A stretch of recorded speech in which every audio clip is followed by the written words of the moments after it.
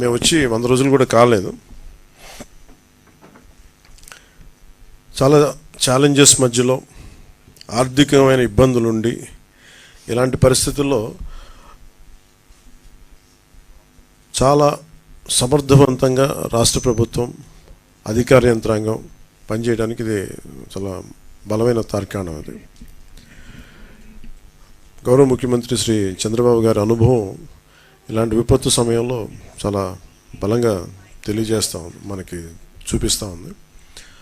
అలాగే 2014-19లో కూడా ఆయన ముఖ్యమంత్రిగా ఉన్నప్పుడు హుద్ తుఫాను డిజాస్టర్ మేనేజ్మెంట్ కూడా ఎంత బాగా చేశారో తెలిసిందే.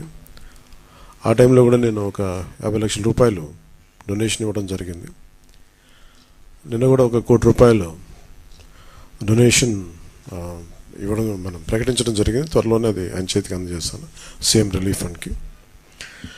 మెయిన్ ఇది అందరూ మాట్లాడుతున్నట్టుగా ఇది బుడమేరు పరివాహక మనకి దీనివల్ల ఇంత విపత్తు సంభవించింది, విజయవాడకి శాపంగా మార్చినాయి అని. నిన్న అంటే ఒకటి ఈజీగా ఏ ప్రభుత్వాన్ని తిట్టేయడం చాలా తేలిక. గతంలో కూడా చూస్తే మనం పోయినసారి కూడా వైసీపీ ప్రభుత్వం ఉన్నప్పుడు నేను చాలాసార్లు మాట్లాడినప్పుడు చాలా ఒక నియమాలతో నియంత్రణతోనే మాట్లాడేవాడిని.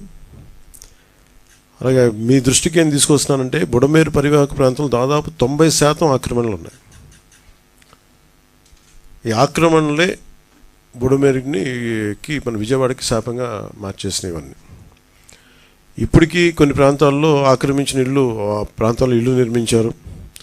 తర్వాత నిర్మించిన ఇళ్ళకి అవుట్ఫుల్ డ్రైన్స్ లేకపోవడం, వరద ఎటు వెళ్తుందో తెలియక అది విజయవాడ సగం నగరాన్ని వరద నీరుతో ముంచెత్తేసింది. ప్రతిసారి ఇప్పుడు మీరు హైదరాబాద్లో చూసినా కానీ వీళ్ళు వాళ్ళ హైడ్రా అని చెప్పి వాళ్ళు స్టార్ట్ చేసి డెమాలిషన్ డ్రైవ్ కొన్ని వందల చెరువులు ఉన్న ప్రాంతాన్ని, లోతట్టు ప్రాంతాలని, ఫుల్ ట్యాంక్ లెవెల్ ప్రాంతాలని ఒక 20 yearsగా 30 yearsగా ఏం లేదు, వరద లేదు, నీళ్లు లేవు అని చెప్పి ఇల్లు కట్టేయడం జరిగింది అక్కడ కూడా. అలాగే ఏ మూల భారతదేశంలో ఏ రాష్ట్రంలో అయినా సరే, అలాగే ప్రత్యేకంగా తెలంగాణ కావచ్చు, అలాగే మనకు సంబంధించి ఆంధ్రప్రదేశ్ కావచ్చు, ఇది ఈ నదీ పరివాహక ప్రాంతాలు ఇక్కడి నుంచి సహజ స్థితిలో అది ఆ వాగులు వంకల నుంచి వెళ్ళి సముద్రంకి వెళ్ళే దిశలో ఆ దారి మధ్యలో ఇల్లు కట్టేయడం, లేదంటే లేఅవుట్లు వేసేయడం, ఇవన్నీ వైలేషను ఒకళ్ళు చేయలేదు. కొన్ని దశాబ్దాలుగా కొంచెం ఇంక్రిమెంటల్గా చేసుకుంటూ వచ్చి అది చేసుకుంటూ వచ్చారు.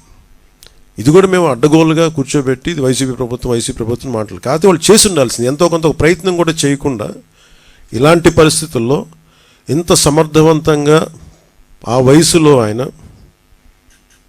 బుల్డోజర్లు ఎక్కి అసలు చేరలేని ప్రదేశాల్లో, వెళ్ళలేని ప్రదేశాల్లో కూడా ఆయన బుల్డోజర్ ఎక్కి, ఆయన పొక్లైనర్లు ఎక్కి, ట్రాక్టర్లు ఎక్కి గౌరవ ముఖ్యమంత్రి గారు అది అప్రిషియేట్ చేయాల్సింది పోయి ఆయన విమర్శించడం ఇది సరైన పద్ధతి కాదు, మార్చుకోవాలి వైసీపీ నాయకులు.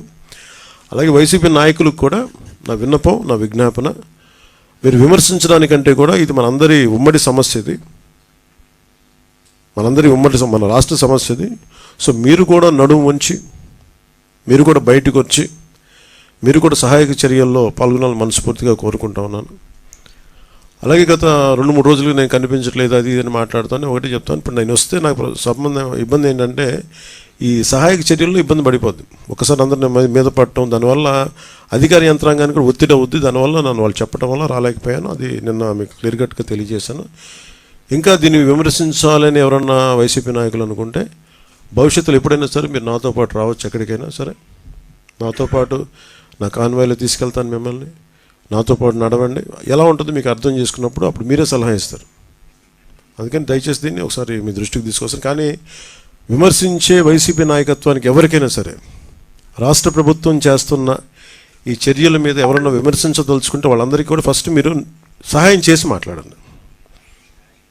మీరు సహాయం చేసి మీరు బయటికి వచ్చి మీరు మాట్లాడి ఇళ్లలో కూర్చొని కాన్ఫరెన్స్లు పెడితే సరిపోదు. మీరు లోపలికి వచ్చి దిగండి మనస్ఫూర్తిగా.